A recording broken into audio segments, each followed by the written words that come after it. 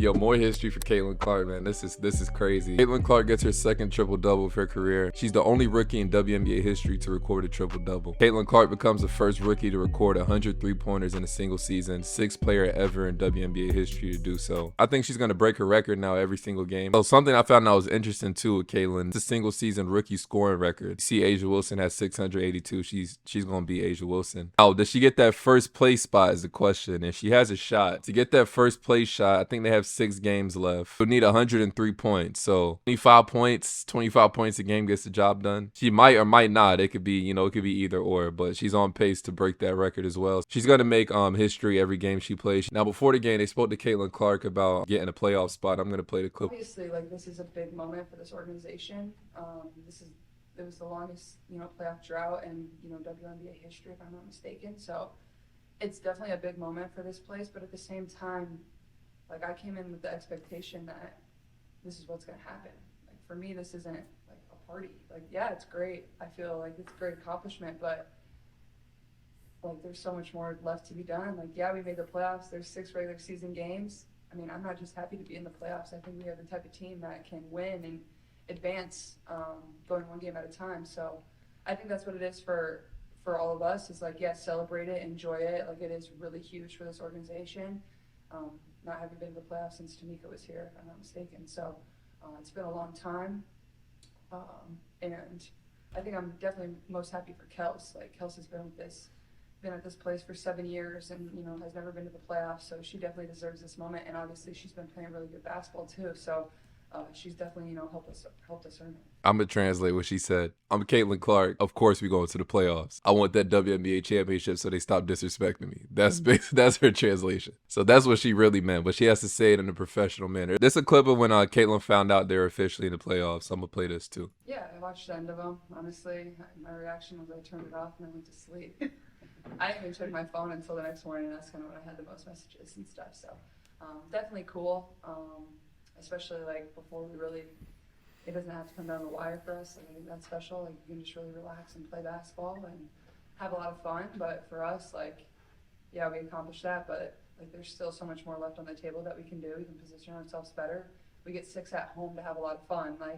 These are ones that are very winnable for us. So I think just still going one game at a time that has done so well for us to get to this point, I think that should still be the focus. Now, for the triple-double stat line, she had 24 points, 10 rebounds, 10 assists. She shot 8 for 17, 4 for 10 from 3. Probably the only bad part, she had 7 turnovers, but she still had a triple-double, which is crazy, and this is a good win. This is her post-game comments before we get into other stuff. So it says, Caitlin Clark played all 40 minutes tonight with the triple-double, and then this is on if she ever asked to be taken out. I played a full clip of her talking. No, I already told you guys, she likes to run. I don't know, I feel like finding a balance of when to conserve my energy within the game and playing with pace at the same time. I think there's times where you can pick and choose. I think I've done better at that, and I think even over the last road stretch, the coaches found good minutes where I could get a quick breather that becomes very important, especially in the fourth. But I felt tonight I felt really good and could go the whole stretch, but it's never really they don't really ask me. It's not really my choice. It's more so they know what they're thinking and what we need in the moment. So. Yeah, I mean, I could probably go play another 40 minutes. I don't usually like to stop, so. A big topic of discussion has been the MVP race. The final 3 candidates is Nafisia, A'ja Wilson, and Caitlin Clark. Now, I said in my last video, I feel like, my top 2 is A'ja Wilson and Caitlin Clark. And I also thought between the 2, I think A'ja Wilson will end up taking it. Now, I saw a comment that had me think. I still stand on what I said, but it was somebody basically was saying that Fever started out 1-8. They haven't made the playoffs since 2016 or something like that. She's breaking a lot of records. She's doing all these different things. That's the MVP. And you got a point. That's a valid point. Now, my only thing with that, I feel like it depends how you judge it. So you guys said started out 1-8. So I think the Aces started out 5-4 or something like that. In their first 9 games, the Fever started out 1-8 or something like that. It took Caitlin Clark some time to get her rhythm. A'ja Wilson been I think she's been more consistent than in comparison to Caitlin. Looking at the stats, right? So A'ja Wilson over her last 4 games, she's averaging 34, 13, 3, 3. This is crazy. These are her last 4. Caitlin's stat line is just as impressive. Caitlin, she's really a top 5 player in W right now. I will debate she's really top 5, if not top 3 player in the W right now. That's a fact. The game is just so easy to her now. As far as like the WNBA most valuable player, so it says the MVP vote is the only one requiring voters to list their top 5 candidates in order. Counts are totaled by first 10 points through 5th place, 1 point. Player with the most points, not necessarily the most first place points, wins MVP. Now, for who determines who wins MVP in the WNBA, the award recipient is decided by a panel of sports writers and broadcasters throughout the United States. Panel members were asked to select their top 5 choices for the award, with 10 points being awarded for a first place vote, 7 for a second, 5 for a third, 3 for a fourth, and 1 for a fifth. That's the basis of how they're going to pick out MVP. So with that in mind and how they're determining it, they're going to give it to A'ja Wilson. Now, I do agree with that comment that Caitlin has been the most valuable. She's hands down been the most valuable because this team is not a playoff team without her. She was the key piece to help the Fever get in the playoffs, so I do agree with that. I think they're going to do it because Caitlin had a slow start to the season, and A'ja kind of been more consistent over the course of the season. Now, for next year, I think Caitlin's winning that shit next year. And you just can't even imagine how she about to be after a full offseason of rest. Her numbers is damn near going to be a triple-double. Next year, I got her win MVP, but for this year, probably got to give a vote to A'ja Wilson. But if Caitlin were to end up winning it, I don't think she will, but if she were to, I wouldn't be surprised she ended up winning it. Both have had great seasons. Now, one last thing I want to look at before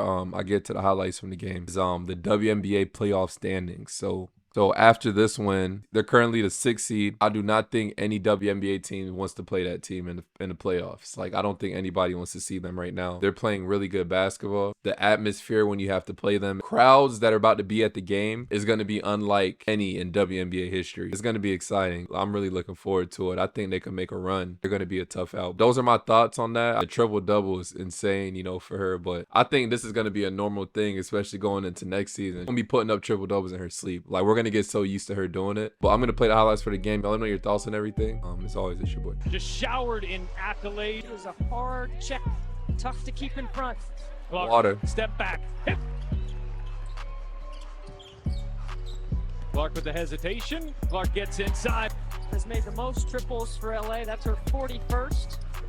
Oh, back on. yo, that's the thing. I saw this, bro. She added the one leg to her game. Gee, gotta replay that clip. It's crazy. Look, that's her 41st. that right. Yeah. Next year is raps. I'm telling y'all, bro. Next year it is raps. I'm trying to tell y'all. Week player of the month, rookie of the month. Clark on the bounce. Doncic charging inside. And for position in the paint. Mitchell trying to get this Indiana offense kick started. That'll help. Any records, they're gone. They've been gone.